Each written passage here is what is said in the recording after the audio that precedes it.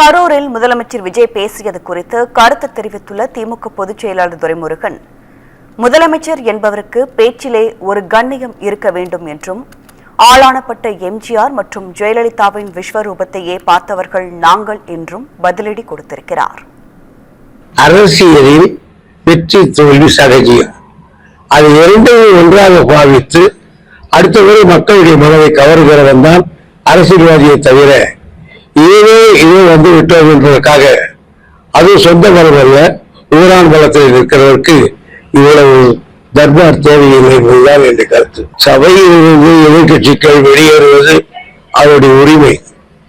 எந்த சபாநாயகருக்கும் கதவை மூடிவிட்டு வெளியேற முடியாது என்று தடுத்து விட முடியாது. ஆக இவருக்கு முதலமைச்சருக்கு அதிகாரம் தெரியவில்லை, சபாநாயகர் அதிகாரம் தெரியவில்லை. நாங்களும் பெருந்தலைவர் காமராஜர் விசுவத்தை பார்த்திருக்கிறோம், பெருந்தலைவர்களாக இந்த முதலமைச்சர் பிரசவத்தை பார்த்திருக்கிறோம், எல்லா வல்லவனாக காட்சியளித்த இந்தியாவுடைய விஸ்வரூபத்தை பார்த்திருக்கிறோம், ஜெயலலிதாவின் விஸ்வரூபத்தை பார்த்திருக்கிறோம். இவர் உறுத்தும் எம்மாத்திரம் என்பதையும் பார்ப்போம்.